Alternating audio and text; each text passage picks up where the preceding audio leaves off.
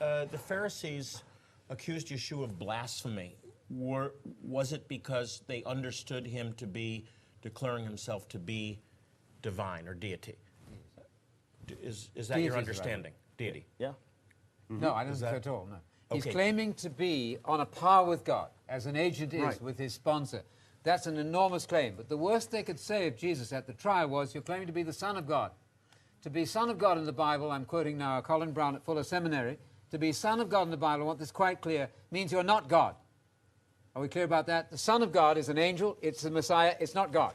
That should clarify the whole thing, and the worst they could say at the trial was, he's claiming to be the Son of God.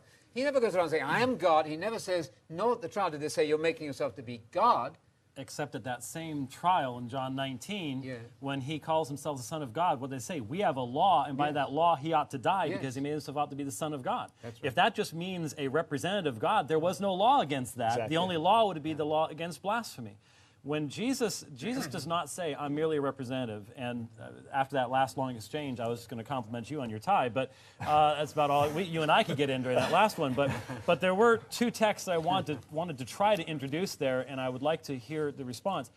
Jesus said to the Jews in John 8, I told you that you would die in your sins, for unless you believe that ego eimi, you will die in your sins. And then in verse 28, so Jesus said to them, when you have lifted up the Son of Man, then you will know that ego eimi, and that I do nothing in my own authority, but speak just as the Father taught me. Exactly. So at the end of this chapter, they pick up stones to stone him when he says, before Abraham was, ego eimi. For those Now who that- aren't theologians, I am. Just- I am, going back to Anahu in Isaiah and the minor prophets. Jesus even used the very same phraseology of John 13:19, where Yahweh is speaking of himself in John 13:19 in the same context. Why did the Jews pick up stones to stone him if all he was saying is, I'm just a representative? You're amazingly convinced by hostile Jews. Do you not know the Jews didn't understand what Jesus said most of the time? Why are you siding with them? He quickly says, in response to the accusation, you're making yourself to be God, he said, I am not. As the Son of God, I do what I'm told. That's John 5. I was talking about John 8, and in John 5, he doesn't say, I am not. He clarifies the relationship between himself and the Father, but he never says, he says he can give life. The Father has given the right to give life and all the rest of these things. Yeah. Honor him, he was one of the Father. But John 8, yes.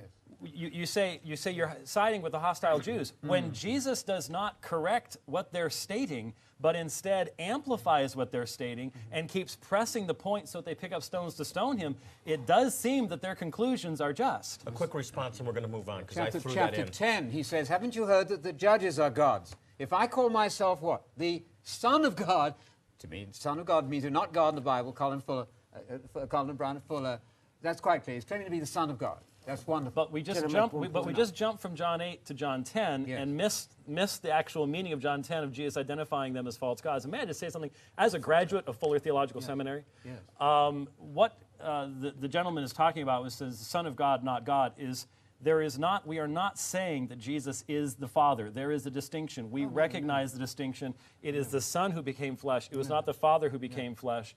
That was something he voluntarily did. That means he had to have pre-existed to voluntarily do so. Okay, very quick, and I'm going to move on. Yes. You made a point about Stephen. You made a point about Paul. Paul, first off, when they attacked him in the temple and they sought to kill him, the issue was not what he believed about Yeshua. When he addressed the crowd, everyone was quiet when he told them his beliefs in Yeshua, until he got to the part about that the gospel had been offered to the Gentiles. So you're saying the Jews had no problem with the fact that... No. Why I'm was saying he that so was upset the with issue them? or with Paul. That was the issue with Paul. There was an accusation that he had broken temple laws. That was it was a legal argument. But here's the whole question, Joe.